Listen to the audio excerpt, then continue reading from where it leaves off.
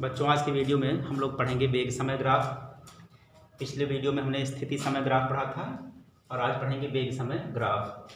तो वेग समय ग्राफ क्या होता है? किसी गतिमान वस्तु के वेग तथा समय के बीच में खींचा गया ग्राफ क्या कहलाता है? वेग समय ग्राफ। ठीक है। और इस वेग समय ग्राफ में हम लोग पढ़ेंगे एक समान गति के लिए वेग समय ग्राफ। ठीक है। एक समान गति का मतलब क्या होता है कि जब वस्तु की गति समय के साथ बदल नहीं रहती है। जैसे मानिए एक आंकड़े में हमको समय और वेग दिए गए हैं। ठीक है। समय और वेग दिए गए हैं। जीरो टाइम पर वेग उसका मान लीजिए कितना है कि 5 मीटर पर सेकेंड दिया गया है। फिर अगले समय 1 सेकेंड पर भी कितना है? 5 मीटर पर सेकेंड। फिर अगले सेकेंड पर भी कितना है? 5 मीटर पर सेकेंड। तो वस्तु का वेग देख रहे हैं कि समय के साथ में कोई परिवर्तन नहीं हो रहा है। तो अगर इसका ग्राफ खींचेंगे, इसको x अक्ष और क्या है y अक्ष। यहाँ पर हम लोग समय ले रहे हैं, क्या ले रहे हैं? समय। और यहाँ पर ले रहे हैं वेग। ये जीरो समय है, 1 सेकेंड है, 2 सेकेंड है, 3 सेकेंड है और ये हमारा 4 सेकेंड है। इसी तरह से यहाँ पर वेग जो है आपका 1 मीटर पर सेकेंड, फिर 2 मीटर पर सेकेंड, फिर 3 मीटर पर सेकेंड, ये 4 मीटर पर सेकेंड और ये 5 मीटर पर सेकेंड और ये 6 मीटर पर सेकेंड। वेग किसमें? मीटर प्रति सेकेंड में। तो 0 सेकेंड पर ये टाइम 0 है और इस सेकेंड पर वेग कितना है? 5 मीटर पर सेकेंड। ठीक। और फिर जब 1 सेकेंड आया समय, तो ये सेकेंड की लाइन समय की लाइन है और इसको इससे मिला दें। ठीक है। तो उतने समय पर आपने देखा तब भी कितना है? 5 मीटर पर सेकेंड। फिर अगले सेकेंड में भी, अगला सेकेंड कौन सा? 2। फिर इसको इससे मिला दें तो यहाँ पर भी वेग कितना है? 5 मीटर पर सेकेंड। ठीक है। अगले सेकेंड में भी आप देखेंगे, इसको इससे मिलाएंगे तो कितना है? 5 मीटर पर सेकेंड। ये देखिए कॉमन पॉइंट्स आपके इस तरह से गिनते जा रहे हैं। अब इन सबको मिला देंगे तो एक सरल रेखा प्राप्त होगी। क्या प्राप्त होगी? एक सरल रेखा। तो जब भी एक वस्तु एक समान गति से चलती है तो उसका जो ग्राफ होता है एक सरल रेखा होती है, x अक्ष के समांतर होती है। ठीक है। तो एक समान गति के लिए वेग समय ग्राफ इसी प्रकार का होता है। और इस वेग समय ग्राफ से हम लोग क्या निकालेंगे? विस्थापन। ठीक है। एक समान गति के लिए वेग समय ग्राफ से हमको क्या ज्ञात करना है? विस्थापन ज्ञात करना है वस्तु का। जब वो चल रही है तो उसका विस्थापन हमको निकालना है। ठीक है। तो वेग समय ग्राफ से हमें क्या निकालना है? विस्थापन।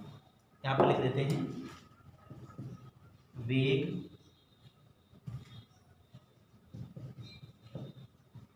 समय ग्राफ से विस्थापन ज्ञात करना। क्या ज्ञात करना हमको? विस्थापन। तो यहाँ पर हम एक अक्ष x ले लेंगे, ये वाला, और इसको मान लेते हैं y वाला, और ये मूल बिंदु है। तो वेग समय ग्राफ से हमें क्या निकालना है? विस्थापन निकालना है। और जानते हैं कि जब एक समान गति से कोई वस्तु गतिमान होगा तो उसका जो वेग समय ग्राफ होगा वो कैसा होगा? एक सरल रेखा होगी। कैसी होगी? एक सरल रेखा। मान लीजिए एक सरल रेखा है ये। ठीक है। सपोज कि हमारी ए बी क्या है? एक सरल रेखा है। ठीक है ना। तो लिख लेते हैं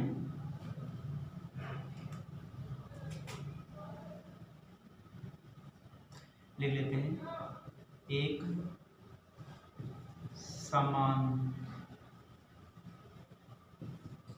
गति के लिए वेग समय ग्राफ। एक समान गति के लिए वेग समय ग्राफ एक सरल रेखा ए बी से प्रदर्शित है। हमारा जो वेग समय ग्राफ है एक सरल रेखा किससे प्रदर्शित है? A B. ये सरल रेखा है जो x अक्ष के समांतर है। ठीक है। अब हम मान लेते हैं यहाँ पर हमारा एक पॉइंट है C है, इसकी संगत यहाँ पर टाइम क्या है? t1। मूल बिंदु से ये समय हमारा क्या है? यहाँ से यहाँ तक का t1, ये टाइम पूरा। ठीक है। इस टाइम पर ही वस्तु का वेग क्या है? v। और एक पॉइंट हमारा इस रेखा पर क्या है? d। इसके संगत अगर हम देखेंगे तो ये हमारा टाइम बढ़कर कितना हो जाएगा? t2। यहाँ पर टाइम कितना हो गया बढ़कर के? ये t2 हो गया। ठीक है। इस पॉइंट का नाम e रख देते हैं और इस पॉइंट का नाम क्या रख देते हैं? f। ये या e और ये क्या है? f।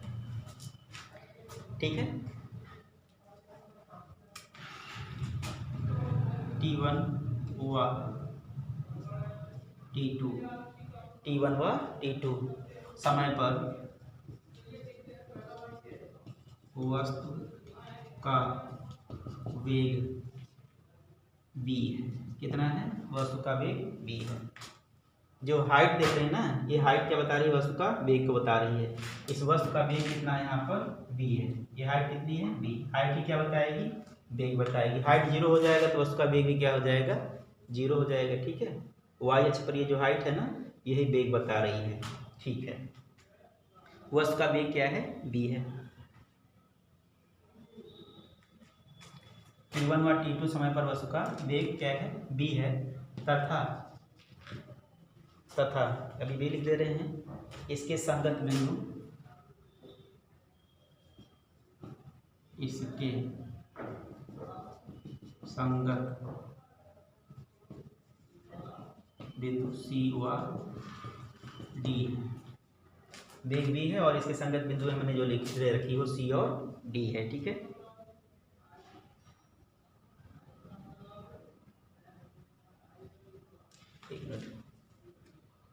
वेग भी है तथा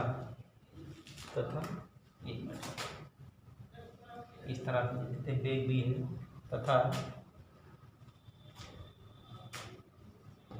वेग समय ग्राफ पर इसकी संगत बिंदु C व D। इसके संगत जो हमारे बिंदु है वो क्या है? C व D है। ठीक है बच्चों, ठीक है। तो हमारा समय अंतराल क्या होगा? ठीक है, समय अंतराल कितना हुआ? ये T1 और ये क्या है? T2। तो समय अंतराल हमारा क्या होगा इस गति में? T2, ये T2 माइनस क्या हो जाएगा? T1। तो हमारा ये समय अंतराल हो जाएगा। तो हमारा जो समय अंतराल है वो कितना है? T2 माइनस T1 है। इस समय अंतराल T2 माइनस, जब T2 में से T1 को घटाएंगे किसके बराबर आ जाएगा? ये EF के बराबर आ जाएगा। ठीक है, तो समय अंतराल हमारा T2 माइनस T1 है। और वेग क्या है? वस्तु का जो वेग है, तो वस्तु का वेग जो है v, वस्तु का वेग क्या है? v। ये हाइट कितनी है? d मीटर पर सेकेंड की है। तो ये हाइट किसके बराबर है? d इंटू ई के, de के बराबर है, de के बराबर है। तो हमारा वेग किसके बराबर है? de के बराबर है। अब वस्तु का विस्थापन अगर हमको निकालना है, वस्तु का विस्थापन, तो विस्थापन किसके बराबर होता है? विस्थापन होता है वेग गुणे समय अंतराल। क्या होता है? वेग गुणे समय अंतराल। T2 माइनस T1 के बराबर होता है। तो वेग किसके बराबर है? DE के बराबर है। और समय अंतराल किसके बराबर है? EF के बराबर है। ये हो गया DE गुणे EF। तो DE गुणे EF क्या है? इस वाले आकृति का क्षेत्रफल। तो हम कह सकते हैं बराबर CDEF आकृति का क्षेत्रफल। ठीक है, तो वेग समय ग्राफ से जब विस्थापन जो होता है, ठीक है, वो क्या होता है? जिस समय से जहां से जहां तक वो चला हुआ है उसके बीच में घिरा हुआ क्षेत्रफल। ठीक है, ये T1 से लेकर के T2 तक हम ऑब्जर्व कर रहे हैं। टाइम हमारा क्या था? T1 पर भी वेग हमारा कितना है? v है। और T2 पर भी वेग क्या है? v है। तो जब से जब तक चला हुआ है, ठीक है, T1 से लेकर के कहाँ तक चला हुआ है? T2 तक।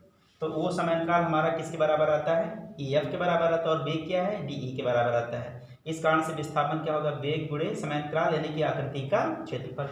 ठीक है बच्चों, तो वस्तु जहां से जहां तक गतिमान हो उसके बीच घिरे हुए आकृति के क्षेत्रफल को अगर हम लोग ज्ञात कर लें तो वही क्या कहलाता है? वस्तु का विस्थापन। ठीक है बच्चों, तो इस तरह से वस्तु का विस्थापन ज्ञात किया जाता है। तो अब याद रखना है कि हमको वेग समय ग्राफ से विस्थापन हमें कैसे निकालना होता है। इसके बाद जब वस्तु एक समान त्वरित गति से गतिमान होगा, ठीक है, वस्तु का वेग क्या हो रहा होगा? बढ़ रहा होगा।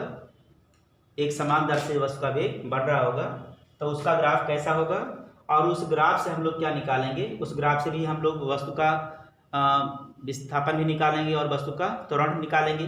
यानी कि जब वस्तु के वेग में परिवर्तन हो रहा है, तो जब वस्तु के वेग में परिवर्तन हो रहा है तो वेग परिवर्तन की दर क्या कहलाती है? त्वरण कहलाती है। ठीक है, तो वो ग्राफ हम लोग अगले वीडियो में पढ़ेंगे जब वस्तु के वेग में परिवर्तन हो रहा होगा एक समान दर से, ठीक है।